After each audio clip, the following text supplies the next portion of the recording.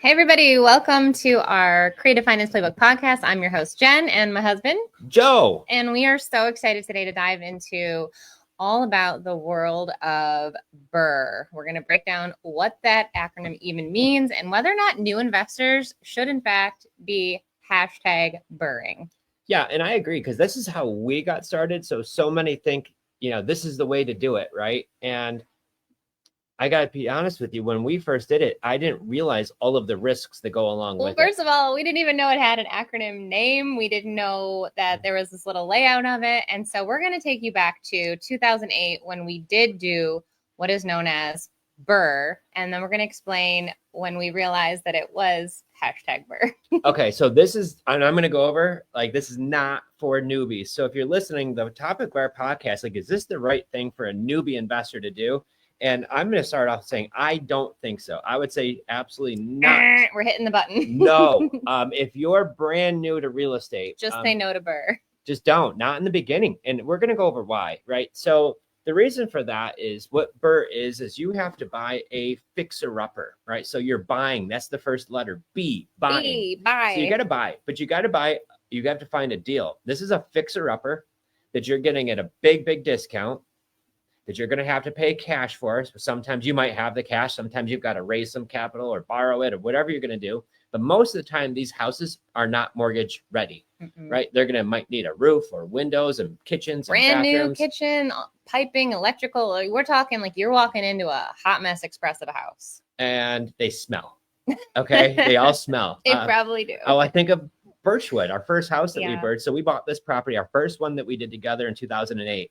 We walked in and it needed a roof, it needed windows, siding and kitchen and flooring and bathrooms and electric and plumbing. I don't really even remember walking in. I remember hanging out by the car thinking that's all you, babe. I like you a lot, but I don't know about this house. Well, because it was a really great neighborhood, but this house was just nasty. It needed so much stuff. The garage was leaning like the Leaning Tower of Pisa.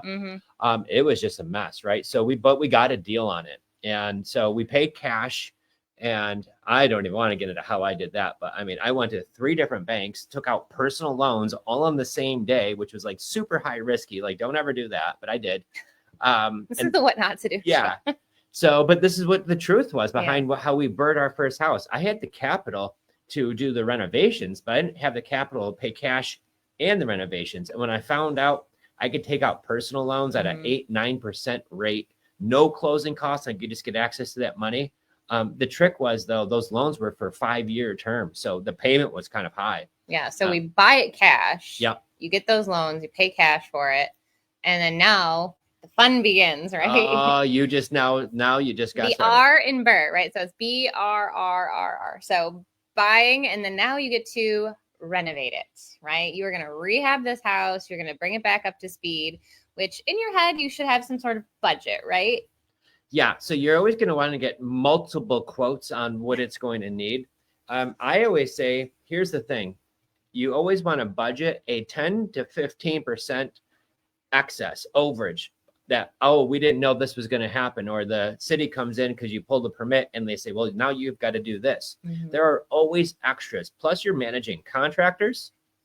And I will tell you, I've been referred by realtors, hey, use this guy or girl, they're great, and use this roofing company. I can't tell you how many contractors that we've had that came from great recommendations that did terrible work. Or just didn't do the work. Or just ripped us off. Yeah. So the renovations are really going to be tricky. And then if you have ever done a renovation, then you know that the contractor's in there and we should do this too. And then, if we're doing that, you need to do this. It's like a freaking rabbit trail of next things, your bills adding up so much. So really that part of it too is if you're a new investor, rehabbing is a lot. And so you need to make sure that you've got all your bases covered and you truly understand it. It's not something you just watched HGTV and a fixer-upper show and I can just swing a hammer or hire someone to do it. There's a lot that goes on in renovating that property. Well, and I dial back once again, when we were doing this, I had a full-time job.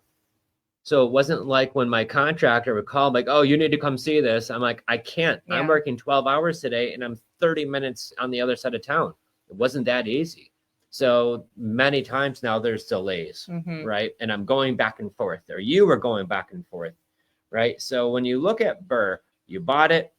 Now you're managing these renovations. And once again, if somebody says, Joe, the renovations are 40,000, it's going to be 45 or 50,000. And if they tell you 3 months, it's probably going to be 6 months. Yeah, at least 4 or 5. You know, life happens too. That's not even like, oh, my daughter got sick or this happened or whatever. Workers don't show up. So the renovations are definitely going to be costly in both time and money. So the first part, you had to come up with the cash to buy it. Now you got to come up with the money to renovate it. Now the next part is, I'm telling you, now you got to find a renter, renting. Right? So this is what we were doing. If you remember way back before we knew what rent to own was, we weren't doing that in the beginning. We did know, we wouldn't have done this. Oh yeah. So what we were doing is we just bought this house. We just spent 4 or 5, 6 months renovations. We made longer, made it now the most beautiful or one of the most beautiful houses on this really nice street. And now we're going to start marketing for renters. Mm-hmm. And so once we started doing that in the beginning, you know, I kind of budgeted the rent a little too low, if you remember what happened. And we had people, it was acting like I was giving away a free $100 I thought you were giving away a car or something. Oh my gosh. We had so many people show up. It caught me off guard. And this is when I realized we offered it probably a little bit too less, but we got a lot of people. Mm-hmm. And so what happened was when we were showing off these houses for rent, they just gave us a security deposit, which our renters got back as long as they didn't destroy the place. But if they did, that security deposit was the only thing, right? Yeah, and that's only going to cover like a cleaning and a couple other things because it gets adding up quick. So you got to find a renter. And the renters, what I've found, if they don't have much skin in the game, you could screen people all of you want, but there's stuff that happens, guys. Yeah, you've got to be ready to truly be a traditional landlord or factor in a property management company, which they're out there, but now that's going to eat into any sort of cash flow that you might have had if you did your numbers correctly as far as finding a renter, and then also what your payment's going to be if you had any sort of loans that you've taken out to buy the property. So once you've got your renter in place, hopefully they're going to pay on time and not be calling you every other day for a new roof or a leaky faucet or a shower or any other thing that could just completely, pop up out of nowhere. Well, we'll just go by. We have majority of our properties are rent to own. We still have one rental that's not rent to own. And we just had a call last week. And the call last week was, I don't know how a pinhole goes into a copper line that's where the water's coming out of, but it did. And all of a sudden it's just leaking into the basement of the house. And we get the call. The water's gushing. We get the video, the photo, the whole nine. So now we have an emergency phone call. So it's after hours, right? This didn't happen at like noon. It happened at like 5 p.m. So I've got to get an emergency worker out there that costs basically like time and a half. And so that's going to eat into it. So like these things really happen. It's not like we're speaking like, oh, this hypothetical stuff happens. You're responsible for people's well-being. Like you're not going to put a renter in there and then just be like, good luck, right? Like, no, you're going to take care of the property and make sure that everything's working well. Yeah. So we still have these things that happen from being a landlord, right? So we now are in the rental phase. The next part of BRRRR. How long do you have to wait for the next part? So you've got your renter in place. So now they changed the rules recently. Ooh. So with new regulations, they say that you have to own the property for 1 year. It's a seasoning period before you're able to refinance. There wasn't that before? No. So there, I believe it was 6 months before. Okay. Or even with like some banks like Canandaigua National Bank, they didn't really care because they were doing some of it in-house. But the new regulations are saying that you need to own the house for a year before they could do the cash out refi. Mm. So what is doing now is putting a lot of people who this was their main strategy in a really tough pickle, because now you've got to buy it cash, you got to renovate it, you've got to rent it. And then 1 year later is when you could start the refi from the lease process. No, from the purchase. Okay.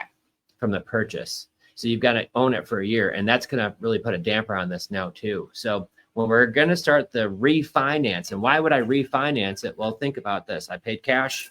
Either I had that cash or I borrowed it. I've came up with the funds to renovate it, right? Holding costs, the taxes, the water bill, the electric bill, all these things that you're paying in the meantime. And then you're going to want to go back to the bank. You're going to want to get your cash all back out. Either pay yourself back or pay back your lenders, whatever you're doing. That's part of the BRRRR, the refinance. That's the last part of it, right? Well, not quite the last part because there's a repeat at the end, right? But the second to last part is when you're refinancing. So here's what happens. We've been through these a ton of times.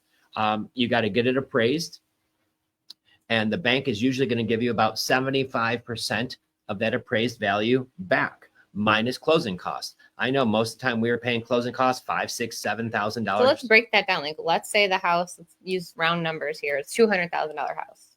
Okay, so if it's $200,000 all fixed up, the bank's going to give you back $150,000, which is 75%, minus your closing costs. So you're realistically going to get a check for probably about $143,000, $144,000, ideally, out of the $200,000 value.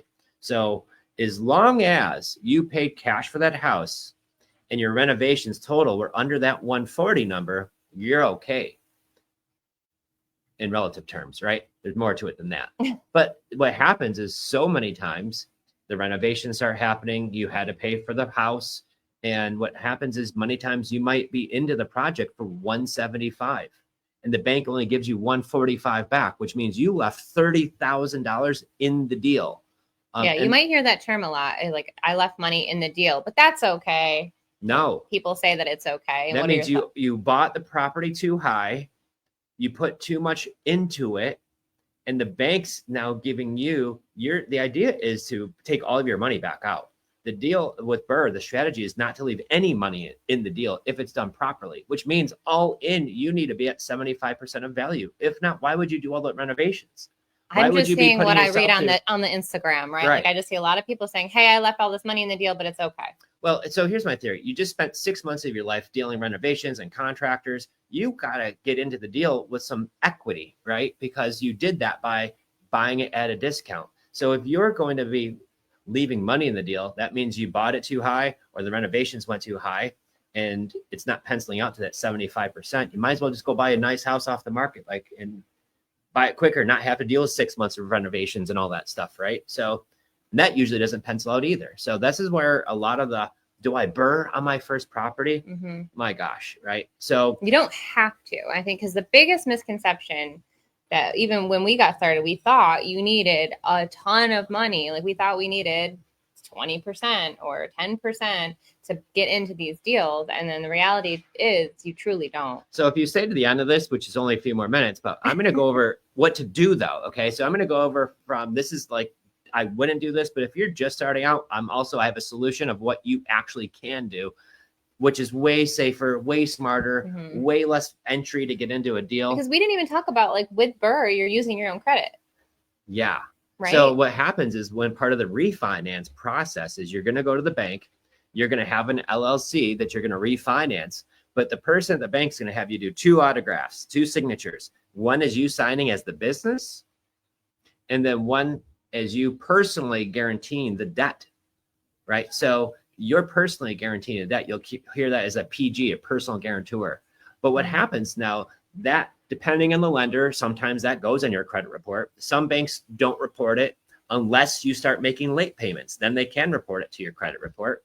So depending on the lender, but what happens is if that deal goes bad, it definitely goes on your credit and they'll now come after you personally because you personally guaranteed that debt. So any retirement plans you have, any other assets that you may have now are on the line.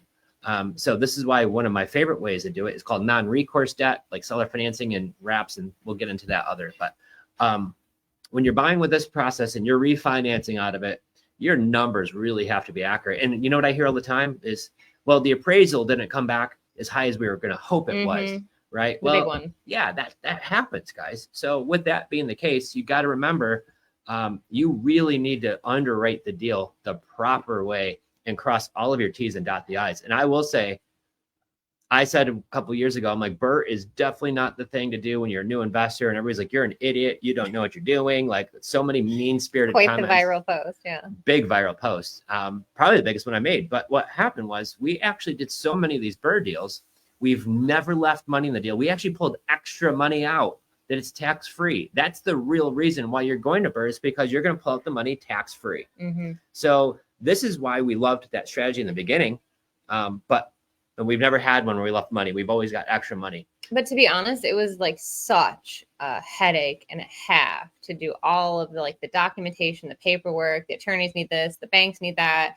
Oh my gosh, this appointment. Like, it was just, I've never done more paperwork than any of those that we've ever done. Yep. And obviously, and you have to have good credit in order to do this. You need to have a job in order to do this, with employment history and all of these other things in order for this to make it work.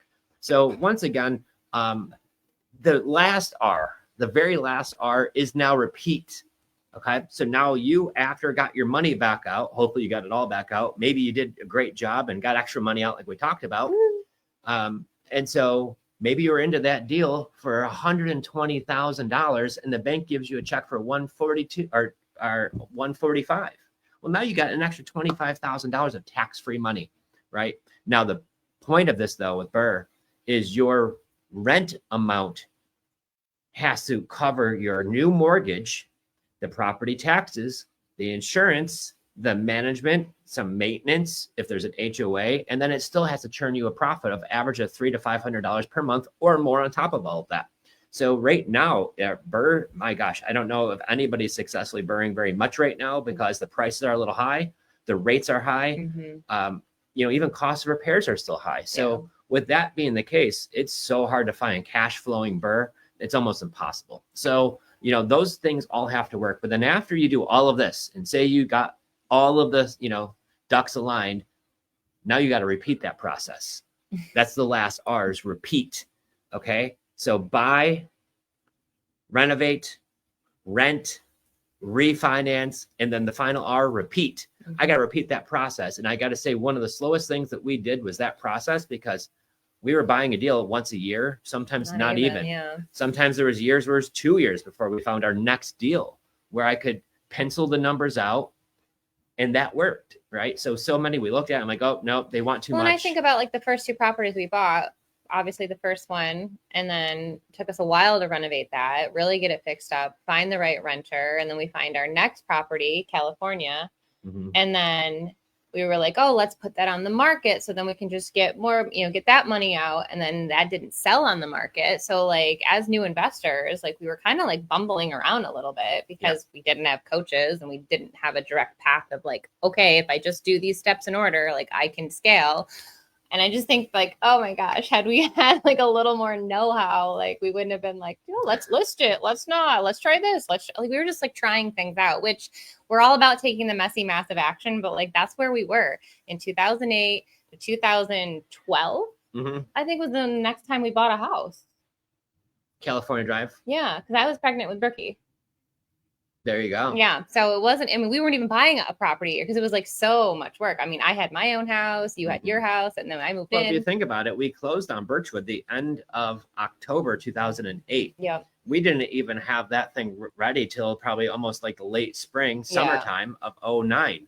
Then you got to find the renter, go back to the bank, refinance it. That's months and months later refinancing. Yeah. So it was a very slow process for us. But this was all while the market was supposedly crashing. Yeah.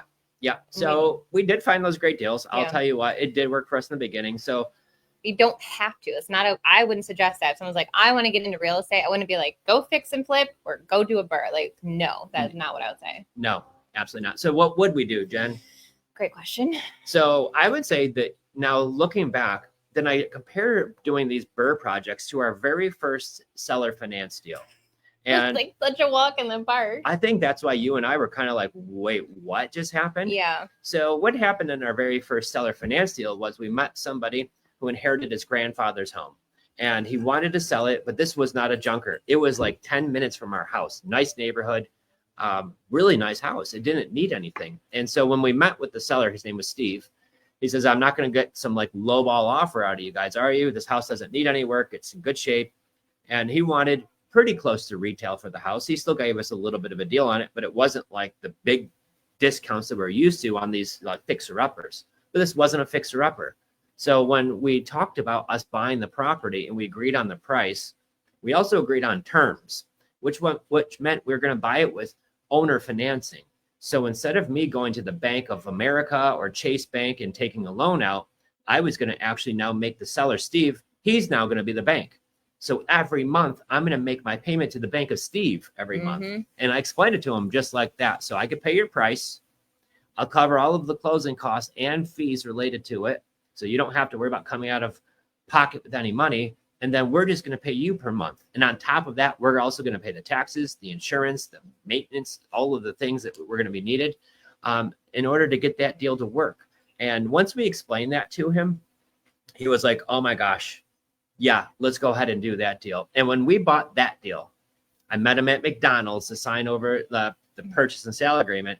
And I bought that deal with $100 down, which I had to argue with him in McDonald's because he's like, no, keep your money. You guys are awesome. And I'm like, no, I have to give you a deposit. So you got to take this $100. And he's like, no, don't need it. Don't really want it. You guys are awesome. Like, I trust you. Everything is great. I'm like, Steve, take your wife out to dinner, take this deposit. And I got it for $100 down. And then he gave us a no interest, a $500 a month payment.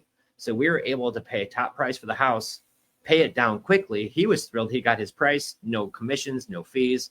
And it was the easiest sale ever. And then when we bought the house, it wasn't like I had to go put a new roof on it or new windows. I think they did leave like a couple couches behind and some TVs. And I think we painted a couple rooms. Yeah. And as far as the paperwork, it was just a couple of simple, like a little agreement. We okayed everything, put it into a land trust, and we were good to go. Yeah. So not like, here's my firstborn and all of the things. So did we have to get a credit check? Nope.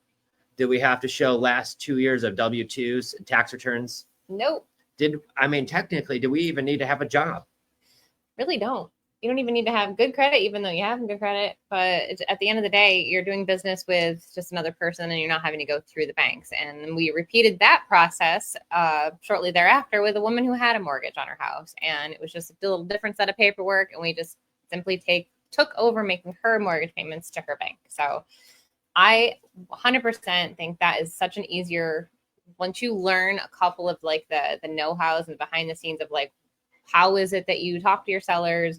What are the questions that I'm asking? What does the paperwork entail? It is by far the easiest way to buy properties. There's nobody to manage. I don't have to manage contractors. You don't have to prove anything to anyone. Yeah. And, at the end of the day, like, it's your business. You're going to make those payments. Yeah. So I got to say, with a lot of these deals where if I knew back then, we always hear this, would I know now? I'm not saying I definitely would not have BRRRR'd, but I would not have done that. I would have been looking for these nice houses where sellers don't, they need to sell it. They really want to sell it. They are motivated sellers for sure. They definitely want to sell the house, but it's not a fixer upper. It's a turnkey house. And I could offer them a great price if they're going to give me some great terms back. And if we can make that a win-win situation, and that's my favorite way to do real estate, is by creating wins, wins for the buyers and the sellers. And once they're happy with their price, and I was more than thrilled with the terms that we got, it was like the best closing ever. Like, I remember going to the closing table. I met him there and I was like, high five, Steve, congratulations. This place is sold. And he was thrilled that, we bought his grandfather's house, which meant a lot to him. And he didn't feel like he got ripped off. He was thrilled he got his price too. So that's what really made us feel great about that deal. And it really resonated with us because now we're helping people. I'm paying a fair price for the house. I'm getting some great terms, and it's way easier, guys. And when we made the deal, we closed on that like 30 days later. And now the minute we close, it's like, okay, take out the couch and paint the room and offer it now rent to own. So like, this was the game changer for us, was learning how to buy with terms. And now because of that, we're able to scale our business and buy beautiful homes and beautiful neighborhoods. So fast forward now, a few weeks ago, we just closed on a house. The seller had a mortgage though, but they got their job transferred out of state. He was already there. His wife was still in town packing up the last few things, but they wanted to sell right away. The house was built 2 years ago and he wanted to be able to make a quick sale. He says, Joe, you give me $12,000 down. You could take over my existing payment at a 4% rate on a 2-year-old house, guys. So like $21,000. It's in Edgewater, Florida, which is just next to New Smyrna Beach. And we bought it with like $21,000 total. That covered closing costs and the $12,000 to the seller. And we just bought a 2-year-old house in Florida, no credit checks, no nothing. And now that's going to be one of our next rent to own properties. Yeah. And so again, if it's a free and clear property like Seller Steve, you get to negotiate the interest rates on that. So for that property, we had a 0% interest rate. Whereas this one he's talking about, we are just taking over the mortgage payment. And this one is at, I think, 4.25. Yeah. And same thing though. No credit checks. Yeah. No W-2s, no bank approvals needed. We agreed on terms. We sent the paperwork over to the attorneys. And before you know it, within under 30 days, we close on that deal and it's a done deal. Yeah. And so now this makes me understand when I did that first deal, I was like, well, geez, I could do one of these every month if I could just find another Steve, right? So the goal became, how do I find more seller Steves? And where are they? And what you'd be surprised, there are more of these people out there that need our help than there are people like Jenn and myself who are looking for them, or you guys. Yeah. So these people are in all cities, all across the country. I've got a $1 million property right now we're doing in Florida that's got a 2.8 interest rate. And he's in a jam. These are beautiful houses. These aren't the fixer-uppers. These aren't in only certain neighborhoods. It's everywhere around the country this stuff works. So the name of the game, find some motivated sellers, see if you can make them a deal where they're thrilled with the price and you're thrilled with some terms, guys, and make it so much easier on yourself. Bam. So if I had to start over again, I would have learned seller financing and wraps and all of these things in the very beginning. We would get paid to buy real estate. Imagine that. Yeah, buy cash flowing rentals at yesterday's interest rates, not today's, because you don't have to go to the banks. You don't have to use these crazy high down payments. You don't have to do all the things that, like, in our brains we thought black and white, that's how you buy properties. Absolutely not. There are different out of the box ways of doing so, and that's what we love sharing with you guys. Yeah. So the name of the game, guys, go help people, right? Go help people. And there's going to be many times where you could even get a check for doing that. And that's the best way to do it. One thing I wanted to bring up in the comments. We were being asked, did you have to give the $100 to the seller for the contract to be legal, or does it depend on the state? So what I believe is, to have a legal binding contract, there has to be a deposit. So the question is, did I have to give them $100 for the contract to be legal? And the answer is yes and no. I did have to give him money to make that contract legal. It didn't have to be $100. It could have been $10. So if all of y'all are short on that hundo, they could take $20. They could take a $10 deposit. You want to secure the deposit, yeah. Yeah. Or secure the contract with the deposit. Yeah, absolutely. Yes. And then on Instagram, the audio went off. Don't know what happened there. How do we find these deals? Gia is asking. So how do we find these deals? We actually love, my favorite way is to have the seller find us by marketing in different social media groups. There's a ways that we do sponsored ads. Our first one, we actually did direct mail, and we were mailing to absentee owners. So all of these ways work. My favorite way, though, is how to join Facebook groups in whatever market. So if I want to start targeting Philadelphia, Pennsylvania, I would join every group in Philadelphia. If it's a buy and sell group, garage sale group, and I would even do all the suburban towns around it too. And then whatever county groups are, and it could be moving to Philadelphia. I love Philly. There could be the cheesesteak debate group, and I'd be still putting it in there because they do that stuff there, right? It's big for Philly. And I would join all the groups, and we make our blue post in that group. And before you know it, you're going to have sellers reach out to you. You're going to have agents reach out to you. You're going to have a ton of people reaching out to you. And these are incoming leads. They pop up on the comments section of the post. They even come right in your DMs. And when people are digitally raising their hand saying, hey, I have a house to sell, and they're reaching out to you, I found those conversations are much better. So rather than doing outbound, where I'm like out cold calling people, they all work, but I don't love that. And I do like it when they come into me. And so I could have that conversation, ask them some few questions, qualifying questions, and see if this is worthy of getting on a phone call and diving more into, or is it just not a good fit for us, right? And making it super easy. Yeah. And where could they find that? So if you guys have, if you want to find out where this blue post that we're talking about, or if you want to see the questions, the 10 magic questions that we ask every seller, go to the website, creativefinanceplaybook.com, and you could get this for free, absolutely for free, to get yourself started. You could get the script, you could get the blue post, you can start posting this afternoon and have leads by dinner time. So go do that. Take some action, guys. Get in front of these people and help. And Awesome. if you have a deal that you're working on right now, reach out on my cell phone. It's 585-207-2240, scrolling on the bottom, guys, and I'd love to keep in touch. All right, everybody. So stay tuned to our next podcast, and we will be back next week, and we'll talk to you guys later. See you guys. Bye.